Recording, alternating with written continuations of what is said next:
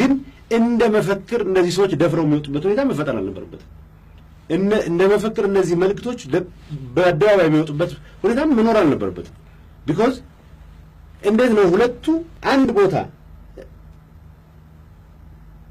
ተጨማሪ ቤንዚን ሳያስፈልግ ለከባድ ቃጠሎ ምክንያት ሊሆን የሚችሉ እሳትና ጭድ የሆኑ አስተሳሰቦች አንድ መድረክ ላይ በ60 ሰዎችም በ6000 ሰዎችም ይቀንቀኑ አደባባይ ላይ ወጥቶ መታየታቸው አሁን ዞሮ ዞሮ የሥርዓቱ በሚፈለገው ደረጃ እነኚህን ነገሮች መዋጋት አለመቻሉን የሚያሳይ ነው። ይሄን ስል እንዳልኩት አብዛኛው ሕዝብ ዘንድ በሚሊዮኖች በሚቆጠረው ኢትዮጵያዊ ዘንድ ራስን በራስ የማስተዳደር መብት ጉዳይ ለቁማር የሚተዋል ነው።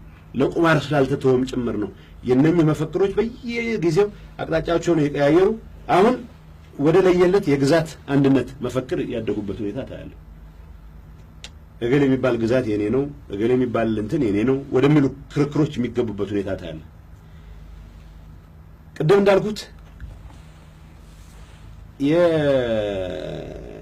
የኢትዮጵያን ትልቁ ብሔር የኦሮሞን ፔዛንት ማታገል አቅቶት እድሜ ልኩን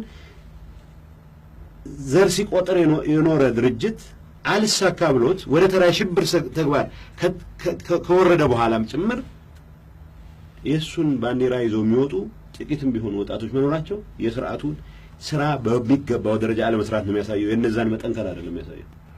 ስለዚህ ያልኩ ያለሁት ብሔራዊ አንድ ምንድነው ዲሞክራሲያዊ ብሔርተኝነትን ከማሳደግ አንፃር ቢውል ከማድረግ አንፃር የተሄደ በርካታ ርቀት አለ። ምክንያቱም ወሳኝ መሰረቱ የህዝቦች ተጠቃሚነት ማረጋገጥ ስለሆነ ነው። የህዝቦች ተጠቃሚነት ባላረጋገጥበት ሁኔታ የፈለከውን ያክል ጸሎት ብታደርስ የፈለከውን ያክል መፈክር ብታሰማ ዲሞክራሲያዊ ብሔርተኝነት ልትገነባ አትችልም። በህዝቦች ተጠቃሚነት ላይ የሚመሰረት ነው ኢሴንሻሊ። ያን ከማድረግ አንፃር ረጅም ርቀት ስለተጓዝን በተግባርም ዲሞክራሲያዊ ብሔርተኝነት ከማጠናከር አንፃር ሲግኒፊካንት የሆነ ለውጥ በመምጣቱ